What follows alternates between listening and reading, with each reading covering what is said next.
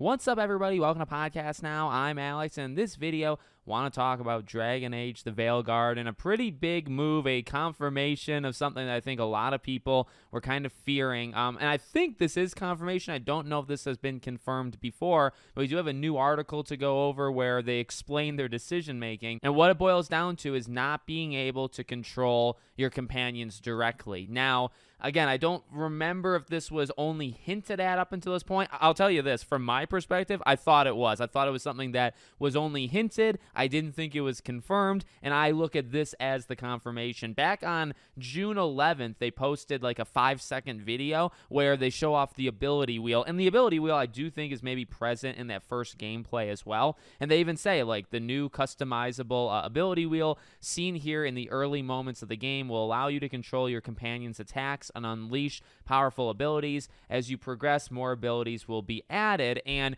the response was not good. The response was, this isn't Dragon Age, things like continuing to get away from Dragon Age, right?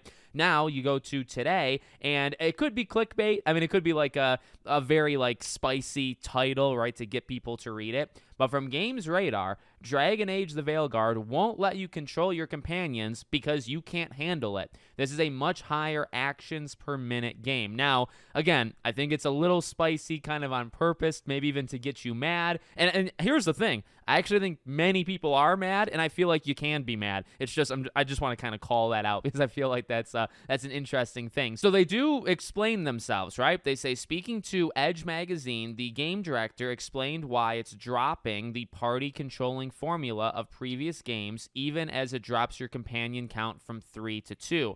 On the experimental side, we wanted you to feel like you are Rook. You're in the world. You're really focused on your actions. We wanted the companions to feel like as fully realized characters are in control of their own actions. They make their own decisions. There's a major deviation from the rest of the series, but she says there's a simple reason for that. Dragon Age the Veilguard is a much higher actions per minute game. It is more technically demanding on the player, so when we tried allowing you full control of your companions as well, what we found is it wasn't actually adding to the experience. In fact, in some ways, it was detrimental given the demanding nature of just controlling your own character.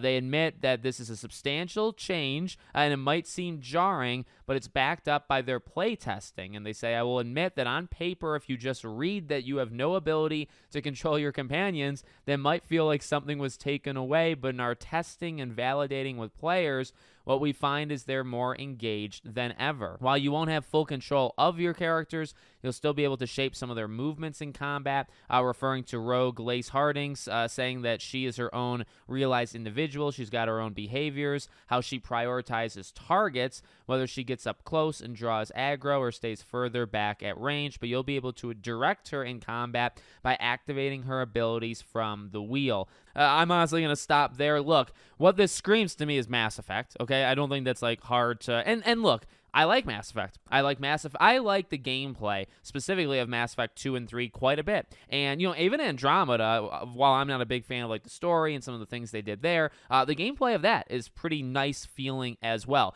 I think here's where I'm kind of at with this game, right? I feel like it's going to be generally fine. And it's just an opinion. It's just my thoughts versus yours. But here's what I'll also throw your way as well. I think so many people are going to be bad at this. And I think everybody's got the right to be, because I feel like I can still stand on the stance of, I think it's going to be okay, but it's not, for the people that say like this isn't Dragon Age, I think you can say that again. This is just another sign. And to their point, right, where they say, well, when you read it and you say, it sounds like, firstly, I think that's a little bit like under, taking the low of like what people are actually going to do. People are going to read that, and you're going to get a whole lot more mean comments than, you just remove something, right? I think what you actually remove and what people are, very mad and are yelling about is you're removing Dragon Age from Dragon Age, right? So I'll say that. I mean, I'll be on that side of the fence, I think, just from like a moral argument that reading that. And here's the thing, like the play testing, I wonder what the specifics were, because the way that they say it, at least originally, right? They're the beginning makes it sound like the game can't handle it. Like if you, now again, follow me through, right? They originally kind of make it sound like there's so much going on that if you switch from one character to the next, it's just not going to work. the way I read that, at least, right? Maybe not the way that they're explaining it, but the way that I read that is that the game itself isn't going to be able to handle it. Then when they get into the playtesting, they talk about, well, actually people like it better. So okay, you follow that through. Maybe the defense there is, hey, well, we let people try both ways, and they actually preferred the way where you kind of direct the companions and not actually control them.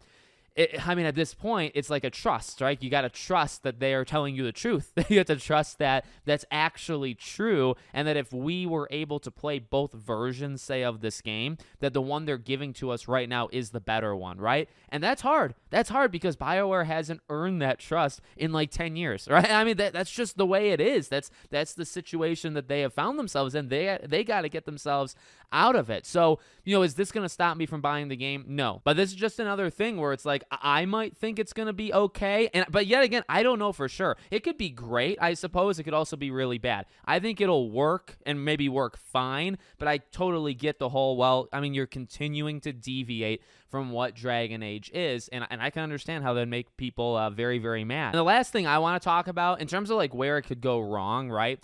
At least this is how I think about it. The way they talk about like the companion characters, right, where they prioritize, maybe getting up close or getting far away. The AI's got to work so unbelievably well. Now, like, none of these games have been perfect. A lot of AI in games just in general are not perfect, right? Where you want them to do something and you can direct them. But see, that is actually what kind of makes me worried, right? Because in other games, even in previous Dragon Age games, you can set strategies. You can kind of do your mini controlling, right?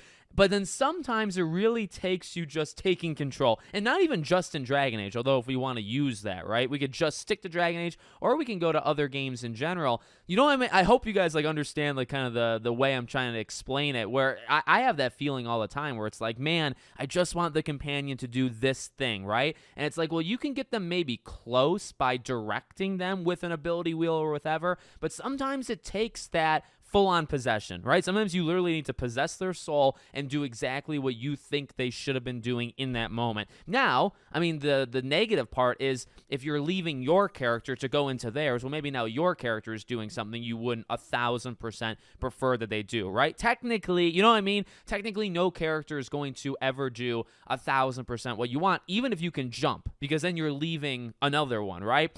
That's just the trust of the AI. But I do think that little part right there, right? Just the fact that that in a pinch, you can jump, soul possessed, right? And you can do what you want to do with that character. I think that makes it, like, that takes it up a bar. Does that make sense, right? And now when you remove it, you're just fully relying on all that first part of what I was saying, right? Where it's like, you get them close, you hope that they do what you want them to do, you can set strategies, you can tell them when to use abilities, but there might be times where it's like, man, I would just prefer that this character is just a little bit to the left, or maybe switch enemies, right? Focus on a different enemy, and sometimes they might not do it, and sometimes it takes that push of you controlling the character to get them to do it, and now that's not there. So it has a huge way of backfiring. I guess that's the short of what I'm saying, right? This could go wrong so quick. So yeah, I don't know. Like, again, for me, it's not make or break, but I would totally respect other people saying, okay, this is it. Either way, this is the reason I'm buying the game or not buying the game.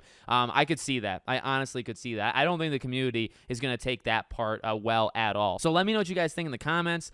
Make sure, as always, you're subscribed to the channel, bell icon turned on, and I hope to see you all on the next one.